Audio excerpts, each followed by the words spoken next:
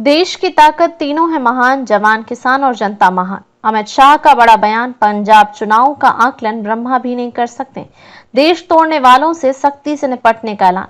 देश के गृह मंत्री और भारतीय जनता पार्टी के कद्दावर नेता अमित शाह ने पंजाब विधानसभा चुनाव 2027 को लेकर एक बड़ा और चौंकाने वाला बयान देते हुए सियासी हलचलें तेज कर दी हैं। उन्होंने कहा, सृष्टि की रचना ब्रह्मा जी ने की है, लेकिन पंजाब चुनाव का आकलन ब्रह्मा जी भी नहीं कर पाएंगे।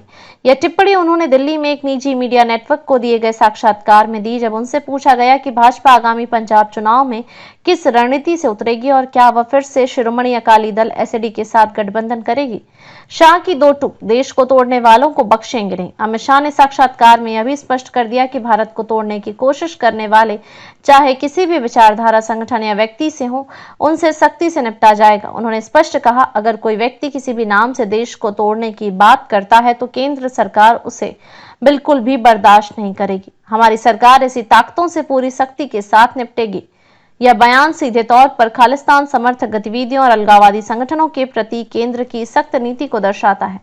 खालिस्तान पर सीधे शब्दों में जवाब, पंजाब सरकार की जिम्मेदारी है, लेकिन केंद्र भी तैयार। शाह से जब खालिस्तान समर्थक गतिविधियों पर सवाल पूछा गया तो उन्होंने साफ कहा, इस तरह की गतिविधियों को रोकना पंजाब सरकार की प्राथमिक जिम्मेदारी है, लेकिन केंद्र सरकार भी हर जरूरी कदम उठाएगी।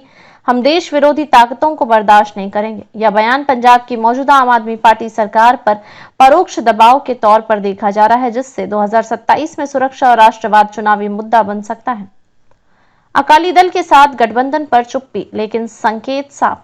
जब अमित शाह से पूछा गया कि क्या 2027 में भाजपा फिर से शिरोमणि अकाली दल के साथ चुनाव लड़ सकती है, तो उन्होंने कोई सीधा जवाब नहीं दिया। उन्होंने केवल इतना कहा, जनता एक अच्छा निर्णय लेगी और बहुमत वाली सरकार बनेगी। इस बयान को राजनीतिक हलकों में संदेशात्मक चुप्पी कहा जा रहा है, जो बताता है कि भाजपा भी अपने विकल्प खुले रखे हुए है।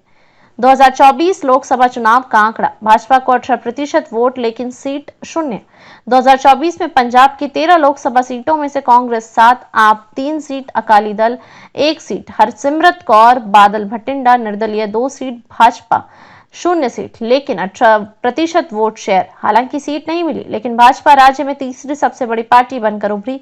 आने वाले विधानसभा चुनाव के लिए भाजपा को नई ऊर्जा दे सकता है। पंजाब चुनाव की अनिश्चितता पर शाह का व्यंग्यात्मक दर्शन, पंजाब का चुनाव गणना का विषय नहीं, जनमन की गहराई का संकेत है। अमित शाह के इस बयान को राजनीतिक विश्लेषक यह कहकर देख रहे हैं कि पंजाब में राजनीतिक जटिलताएं इतनी हैं कि कोई भी भविष्यवाणी करना जोखिम भरा है।